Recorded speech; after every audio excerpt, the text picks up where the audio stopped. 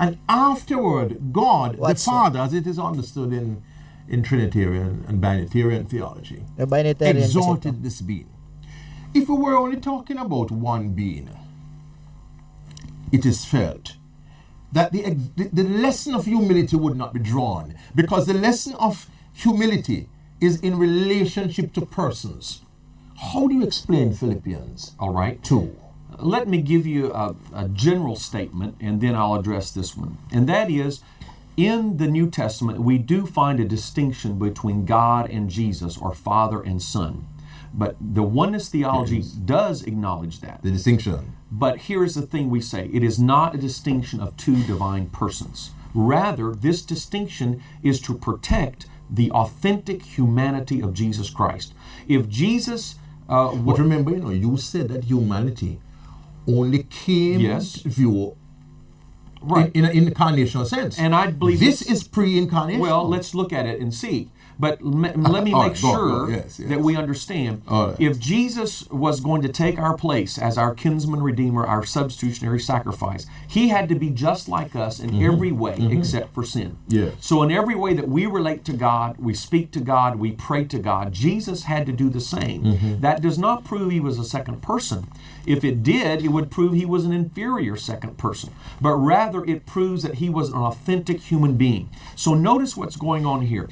We are supposed to have that same mind of humility. That is relating to Christ in his humanity.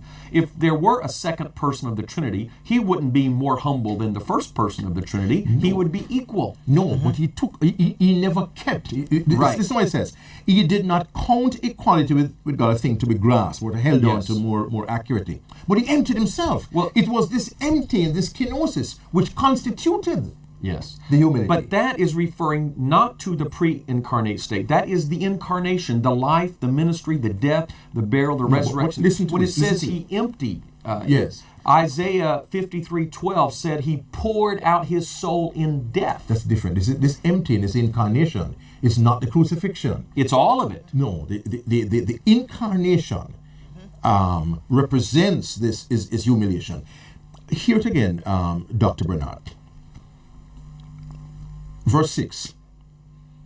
Christ, who though he was in the form of God, when was this? When he was born. No, all right.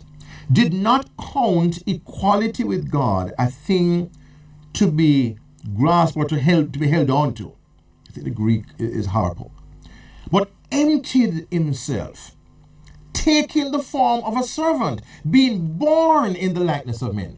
So the emptying was not the crucifixion. The emptying was the incarnation. And therefore, what is being described is the pre-incarnational status of Jesus, the kenosis, and hence this wonderful lesson of humility. Here was this person who had everything, but who now veiled his divinity in the flesh. And this shows the love of this of the members of the Godhead or the God family. Well, certainly. How do you escape that this is pre-incarnational, and therefore these two beings existed as distinct, though not separate persons? Well, I would say it is a beautiful lesson in humility. Yes. But if you try to make a member of the Godhead humbling himself before the other member of the Godhead, emptying himself, you have God divesting himself of the qualities of God. It's not humbling before the other member. It is by taking on the flesh that is the humiliation. Well, okay, here is the point. That is what it is. The incarnation. If I would paraphrase the thought, Jesus Christ in the incarnation was the same as God before the incarnation. But Jesus in his incarnation did not insist upon the prerogatives and glory of God. So divine prerogatives were veiled. Yes. Clearly. Yes. That His is a humiliation. glory. Right.